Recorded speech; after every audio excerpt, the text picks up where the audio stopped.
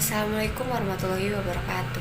Perkenalkan, nama saya Romana Vita dengan NPM 2151020270 dari kelas F Prodi Perbankan Syariah semester 2 Fakultas Ekonomi dan Bisnis Islam UIN Radenita Lampung.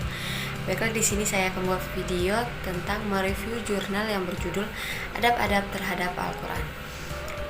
Video ini saya buat untuk memenuhi tugas mata kuliah, yaitu mata kuliah Qiraatul Quran. Adab-adab terhadap Al-Quran. Jadi Al-Quran itu merupakan suatu keajaiban untuk seluruh umat Islam yang diberikan kepada Nabi Muhammad SAW untuk menyebarluaskannya. Al-Quran juga merupakan pedoman hidup, petunjuk hidup bagi umat manusia. Dengan begitu, kita harus memahami isi dan mengaplikasikannya di kehidupan kita dengan cara kita, yaitu memiliki akhlak yang baik terhadap Al-Quran. Memahami akhlak secara etimologis atau loghatan, akhlak adalah bentuk jamak dari khuluq yang artinya budi pekerti, perangai, tingkah laku atau tabiat. Berakar dari kata khalaqah yang berarti menciptakan.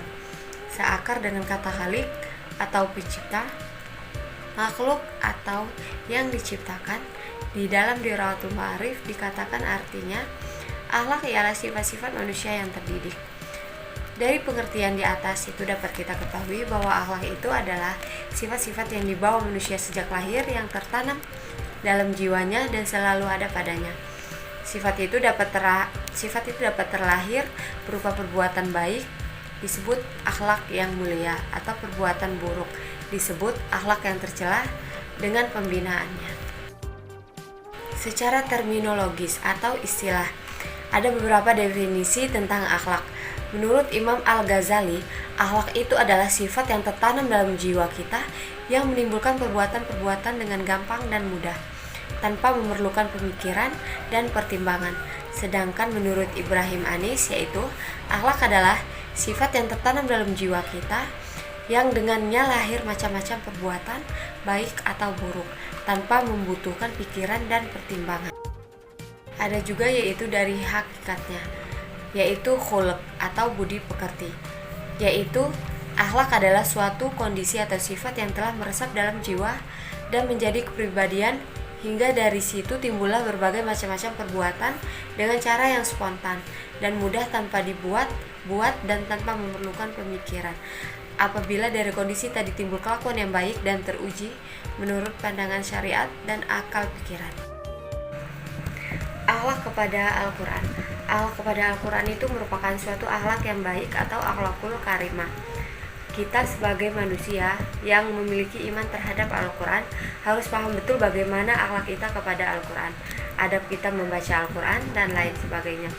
Ada beberapa akhlak kepada Al-Quran, diantaranya akhlak sebelum membaca Al-Quran.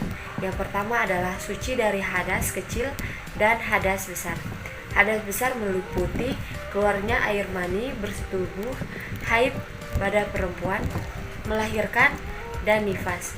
Orang yang berhadas besar harus melakukan persucian diri dengan cara mandi besar atau mandi junub. Hadas kecil meliputi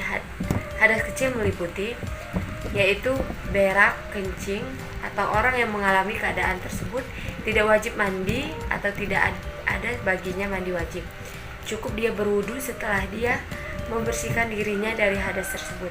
Allah Subhanahu wa taala berfirman dalam Al-Qur'an surah Al-Waqiah ayat 77 sampai 80 yang artinya, dan ini sesungguhnya Al-Qur'an yang sangat mulia dalam kitab yang terpelihara.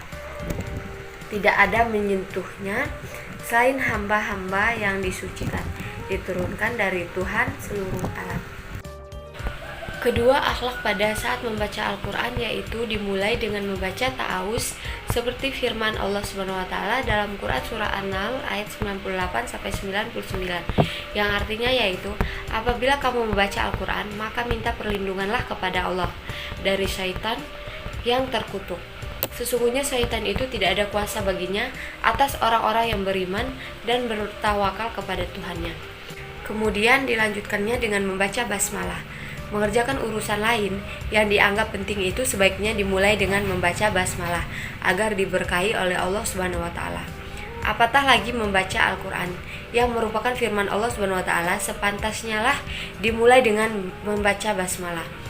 pekerjaan yang dilakukan dimulai dengan basmalah mengandung makna bahwa pekerjaan itu disandarkan kepada Allah Subhanahu wa taala. Pekerjaan itu melibatkan Allah Subhanahu wa taala.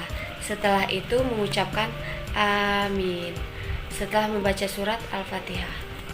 Akhlak setelah membaca Al-Quran adalah setelah membaca Al-Quran, terutama setelah menamatkan bacaan Al-Quran, sebaiknya berdoa, karena sahabat Rasulullah SAW melakukan hal itu sebagaimana dijelaskan dalam suatu riwayat, bahwa diriwayatkannya dari Anas RA bahwasannya apabila dia, Anas bin Malik, menamatkan Al-Quran, dia mengumpulkan keluarganya dan berdoa.